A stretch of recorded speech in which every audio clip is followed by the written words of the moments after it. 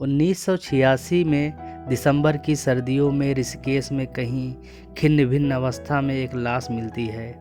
महीनों की जांच के बाद मालूम होता है वो कोई और नहीं बल्कि महान क्रांतिकारी बीना दास हैं। बीना दास के महान संघर्षों का यही सिला मिला कि आज़ादी की लड़ाई के दीवानों की लाश भी न पहचान में आए। बचपन में ही एक बार स्कूल में आई वायसराय की पत्नी के चरणों में फूल बिछाने के आदेश पर वो बगावत करती हैं। 1911 में जन्मी यह वीरांगना 1932 में अपने कॉलेज के दीक्षांत समारोह में मंच पर ही अंग्रेजी गवर्नर जैक्सन को गोली चलाती हैं। किसी ने उनका गला पकड़ा, हाथ को दूसरी दिशा में कर दिया, फिर भी वो नहीं रुकी और 5 गोलियां चलाती रहीं।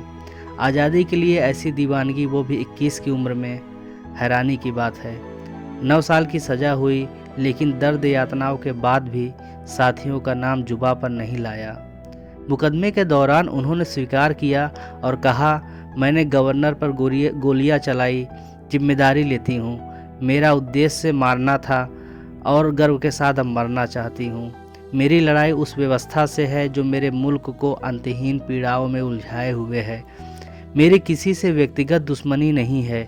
गवर्नर ऐसे सिस्टम का प्रतिनिधित्व करते हैं जिसने मेरे देश के लोगों को गुलाम बनाए रखा है।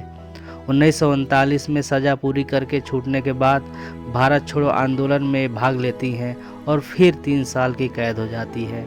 कैद में ही कैदियों के हक के लिए भूख हड़ताल करती हैं।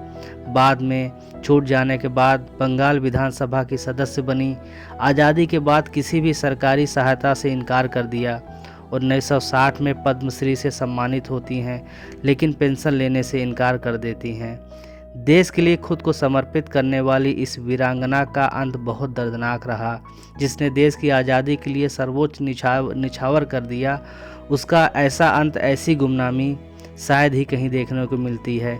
सोचिए, ऐसी आज़ादी की हीरोइनों को न कोई तस्वीर नज़र आती है, न ही किसी का कोई ट्वीट नज़र आता है। क्रांति भी पुरुषों तक ही सीमित की गई। किताबों में, आम जनता में किसी से पूछ लो बीना दास कौन थी, तो शायद ही कोई नाम बता पाए। स्वतंत्रता की इस मतवाली को अमन प्रयागी का सत सत नमन।